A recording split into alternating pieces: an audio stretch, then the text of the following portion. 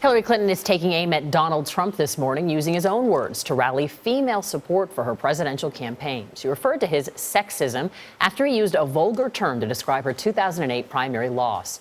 Trump came back with a warning on Twitter telling Clinton to, quote, "Be careful as you play the war on women card." He later tweeted, "I have great respect for women," and again told her to, quote, "Be careful." Juliana Goldman is in Washington with a look at the frontrunners' fight. Juliana, good morning. Good morning. Well, Hillary Clinton and her team don't really seem too concerned about Trump's warnings. Unlike his Republican rivals who've struggled to confront him, Hillary Clinton is playing offense. They're urging their supporters to step up and rail against the real estate mogul's choice of language. I don't know that he has any boundaries at all. Hillary Clinton used a sit-down with the Des Moines Register to say Donald Trump should be held accountable for his language. I think he has to answer for what he says. It's not the first time he's demonstrated a penchant for sexism, and so I'm not sure, again, anybody's surprised. Trump fired back last night. I really haven't gone after Hillary yet, and there's a lot to go after. And so did his political director, Michael Glassner. I think it's ironic that Hillary Clinton is playing the sexism card, considering the record of her husband in his term in the White House. He was impeached by the House of Representatives for his behavior.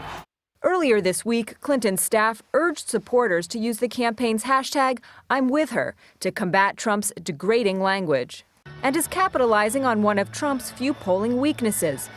A recent survey shows 61% of women nationally have an unfavorable opinion of Trump, including nearly 30% of Republican women. We run in the general election against the bipartisan corruption of Washington that Hillary Clinton embodies. That's how we win. Campaigning in Oklahoma, Ted Cruz continued his attacks on Clinton while his campaign fundraised off a widely condemned Washington Post cartoon that depicted his young daughters as trained monkeys.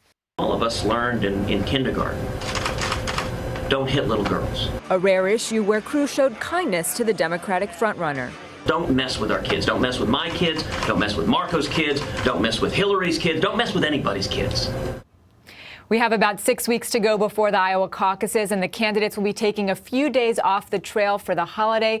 But it's unclear if that also applies to social media. So, Anthony, we'll have to see if these fights make their way into our Twitter feeds this holiday season. Juliana, thanks.